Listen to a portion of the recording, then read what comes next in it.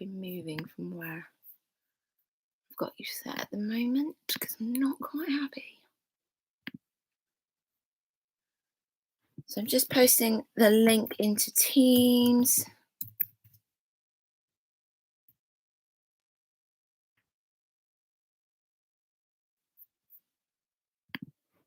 Yeah, not happy with the placement. So we will move you in just a second as people start joining.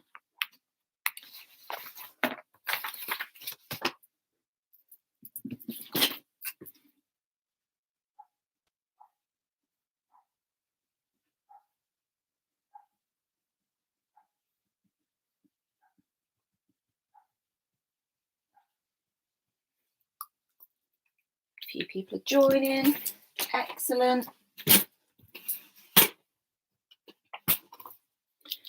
Right then. Let's get myself sorted. I think I might put you on my sister's penny board. So then you're easily immovable. There's a Harry Potter kind of day in the Martin household, and she ain't gonna tuck. Or no, she ain't gonna tuck. No.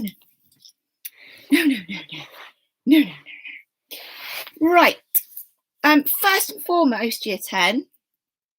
Over the weekend, I got my butt into gear, particularly yesterday, and that's particularly shout out to Cara. I have updated all of my homework for the submissions and things. Some of you have been really consistent and are amazing, and I will put that in Teams rather over on YouTube because I don't put GDPR and stuff, which you don't know what means, but I'll put that on Teams of people that I'm really, really impressed with. There are some of you that still have not got your mocks into me. The people that have, you will receive them by latest on Wednesday. The plan is to get some to you this afternoon and tomorrow. I'll give you the feedback on Teams. Otherwise, I'm really impressed. You've been really consistent. You just got to double check, particularly for one of you, when you are sending me your work, sometimes you're sending me the link back to my assignment. You actually haven't done the work. So just be careful with that, please. Otherwise, we've got 2 more lessons before half term. Not really sure what's going on with half term. We'll all find out together. Right, we're going to look at crime and policing within Whitechapel. Now, the structure of the lesson is exactly how we've been doing beforehand, with that big kind of slide of information, and then you've got to make a mind map from it, some clips, and then some questions to consolidate. Please, if they could come back to me. So now, is that Mr. Adams in the comments? GP, I'm going to call you. Oh, hang on. I'm sure it is. Yeah! Oh my God, you can see my t-shirt tan. Oh my God. Insert light, sorry. Hello, Jack. It's nice to see you.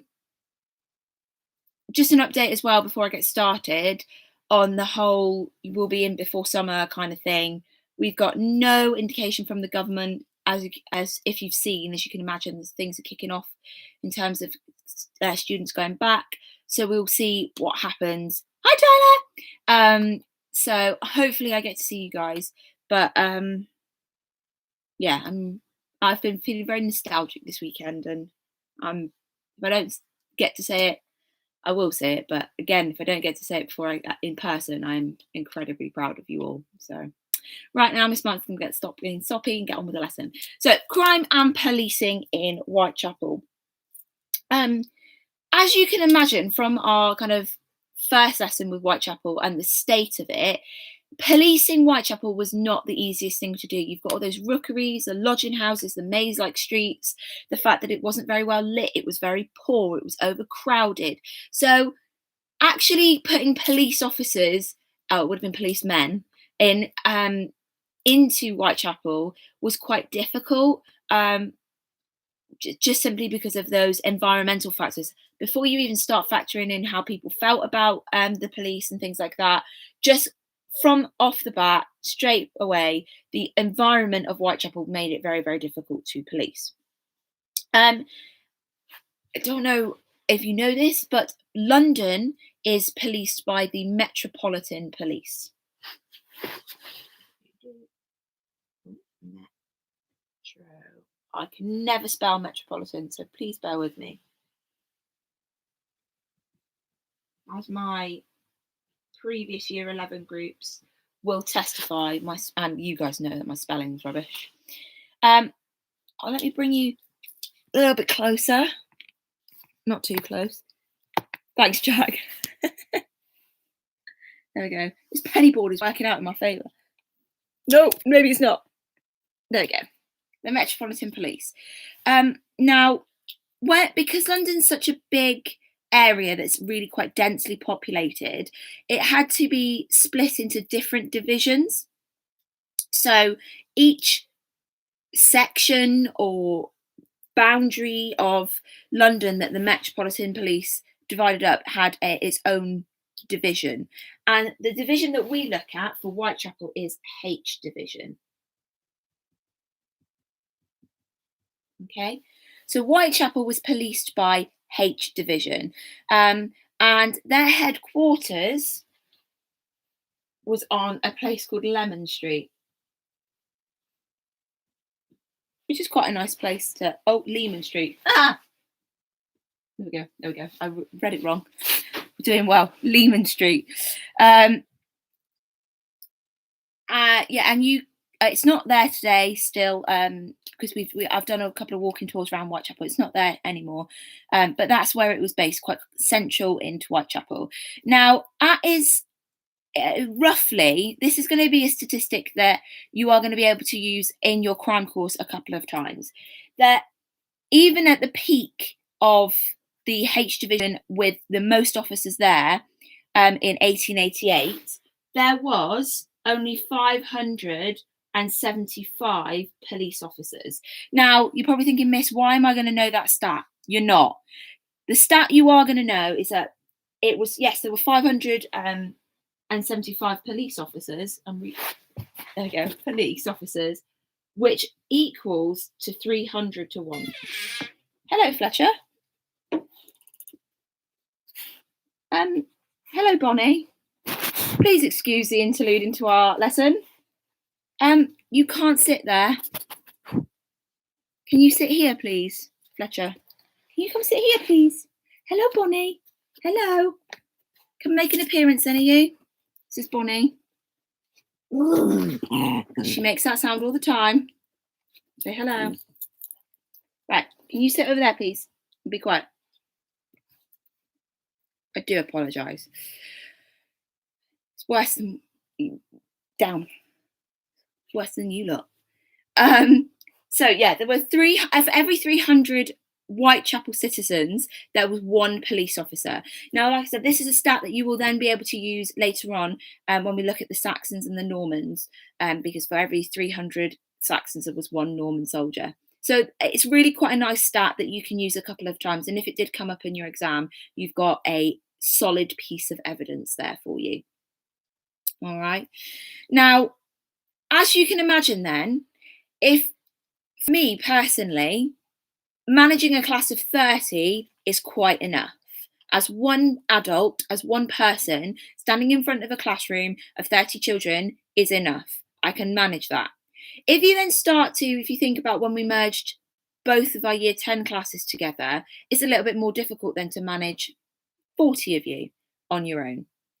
Then when it starts to get bigger and bigger and bigger, the more people that outnumber the authority, it becomes a lot more difficult. So you can imagine, for that one police officer to be looking after 300 people, it was quite difficult. Now someone's laying on my notes. Thanks, Barn. So that should give you a picture really of what was going on in the Whitechapel H Division. Again, we've talked about this a little bit, and the environment.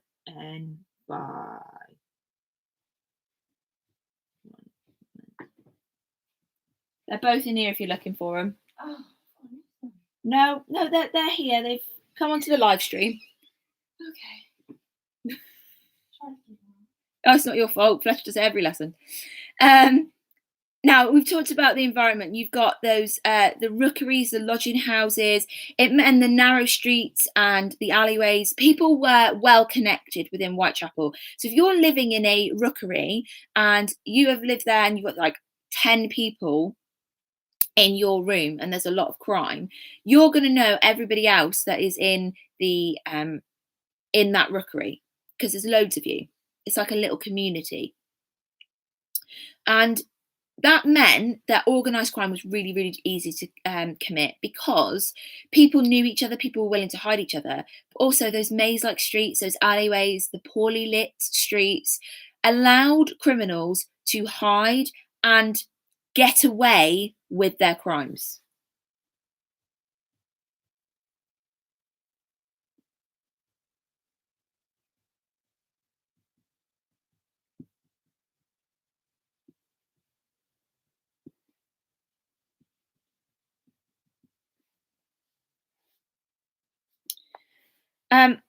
Also, we know that it costs fourpence a night to go into a lodging house, which for the majority of the Whitechapel residents was quite expensive. They couldn't afford that. However, for criminals, people that were making a significant amount of money and a good earning through the life of crime, Whitechapel was an excellent area because it was cheap. There were a lot of drunkards, there were a lot of prostitutes. Again, you had that community and a real sense of fear. Poor policing allowed criminals to kind of set up camp in Whitechapel and, you know, get away with it.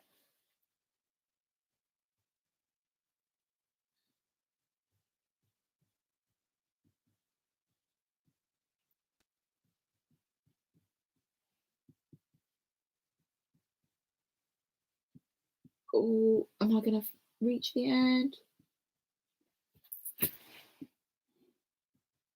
There we go. So it allowed and it encouraged crime. Also, you had a lot of issues in terms of alcohol, as I said. It's a crazy stat. It's something like for every rookery there were 10 like gin palaces or pubs. Basically, you would walk down a street in Whitechapel and there would be 5 or 6 pubs or 2 or 3 gin palaces. And that was because drinks was cheap. Gin was quite cheap back then. It's quite expensive now because it's fashionable, but back then it was quite cheap. Beer, and the little money that people would make and the horrible lives that they would lead meant that people invested their money in alcohol rather in kind of like saving it and getting themselves on the straight and narrow.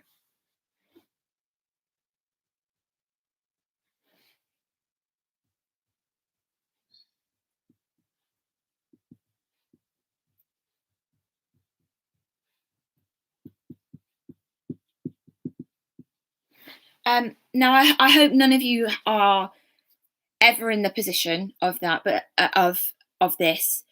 But hopefully, you'll be able to sympathise or imagine or kind of think of a soap, or hopefully, it doesn't bring any too traumatic issues. What I'm about to say is, if you are, for example, a woman who can't get a job, has got lots of kids, who is struggling, and the only thing that you've got left now to sell is your body, and you are then prostituting yourself out, and it's not a nice thing. Men can be violent, they can be cruel, as can women, not to be sexist. But your clients are cruel and horrible to you. Something that numbs the pain is alcohol. Similarly, if you are a man that has got a family, or you're not even got a family, you haven't got enough money to support yourself, you are really struggling, it's embarrassing. Again, numbing that pain. Alcohol was a really good way or what people felt was a good way in Whitechapel to numb the pain of what they were living in. They were living in squalor. They were living really poor. They were, just scraping by. And that was one of the reasons that Jack the Ripper was able to target the prostitutes, because they were all drunk. On to That's quite leads me quite nicely onto the theme of prostitutes. I don't know if this will shock you or not. It shocks me even every time I read it now. So even though it's quite a small area, Whitechapel, even and it was quite poor, this figure still shocks me. That in 1888, so the height of our course in Whitechapel, the height of poverty, when we got Jack the Ripper going around, there were estimated to be 1,200, so 1,200 prostitutes.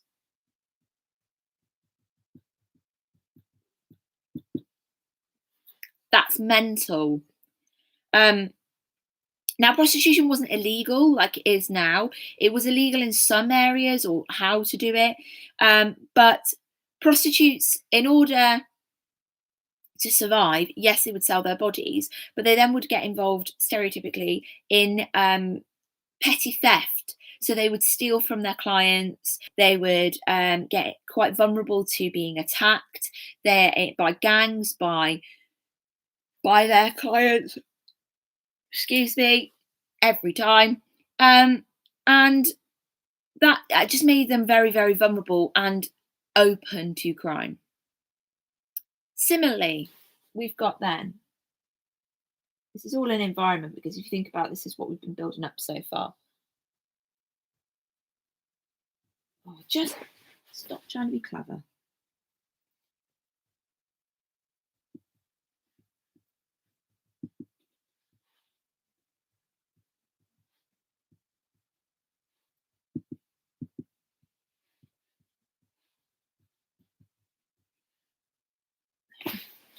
Now, we know from last lesson there was a lot of immigration in Whitechapel because it was cheap. So kind of a similar way that what attracted the criminals here, that cheap, close to the docks kind of appeal, I suppose. There was a lot of immigration. There was Jews, Irish, Eastern European. And that meant that there, as we found out last lesson, that there was a lot of tension within Whitechapel. So there was quite a lot of anti-Semitic attacks on Jews. So just like when we've looked at anti-Semitism with Hitler and the Nazis, I'm probably going to get flagged for saying that now. For our Germany course, anti-Semitism was going on pre-World War II. Obviously, World War II highlights that. It shows us how bad it can get. But it wasn't just this new idea. Anti-Semitism wasn't this just like thing that Hitler pulled out and was like, oh, let's hate the Jews because why not? It had been decades, it had been hundreds and hundreds of years, I should say. It had been centuries old, this. So the police were often dealing with a lot of anti-Semitic immigration attacks on Jews, on Eastern Europeans. That meant police were kind of heavily focused with that. But also the Jews were quite reluctant to report these to the police. And when eventually they were either forced into it through kind of another attack, or a witness had come forward, it then meant the process of policing it was a lot harder because it needed a lot more investigation. Also, again, that hostility that, particularly in the Ripper case, there was hostility towards the Irish, the Jewish immigrants. They blamed, the British public blamed foreigners for the murders, and there actually had to be reinforcements sent into Whitechapel because it got so bad. The final thing is, can we fit it on there, or should we rub this off? Yeah, let's rub it off so you can actually see it, because this is quite important. Now, this hasn't come up yet, this particular question, and the reason it worries me is that it could come up is because it is a tiny little bit of your course, but it has quite a significant part in the Jack the Ripper case, and also will explain a lot of why people hated the police. So the last and final little bit from me. Go on. Can you move? Thanks. is this.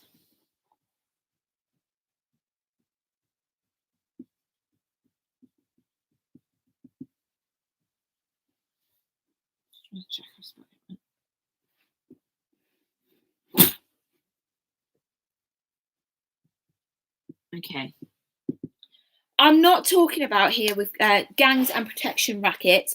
I'm not saying that then the people picked up a tennis racket and were there to defend themselves, to protect themselves. That's not it. That's not the one. I have had that said in a answer to me, and they got 0 marks. Shocker. A protection racket has nothing to do with tennis. It has nothing to do with a physical arming thing. Nothing to do with that. Okay. Now, there were criminal gangs, and we've got the examples in the text of the Bessarabian, even tigers and the Odysseans, and there was a lot of organised crime.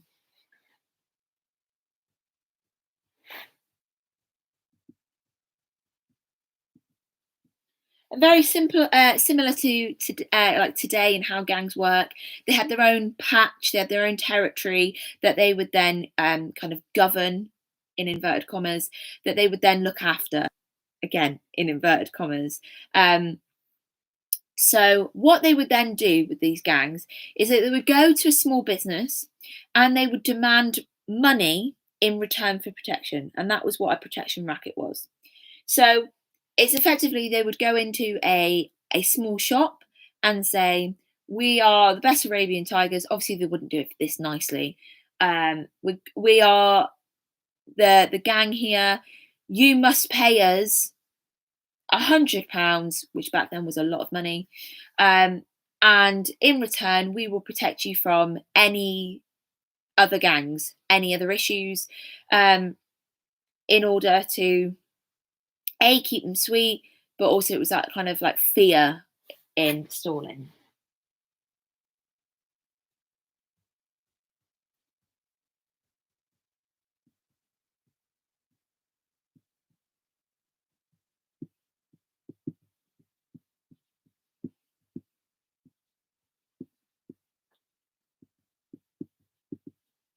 So it's kind of like, if I scratch your back, you'll scratch my back. Yes, potentially, Stalin, you are. Um, if a business then said, "Thanks, but no thanks. I don't really want to get involved with you gangs. I'm not that bothered," that could lead to destruction of their business, destruction of their home, destruction of any assets that they owned, as well as potential death of them, their family. That kind of threats were made then.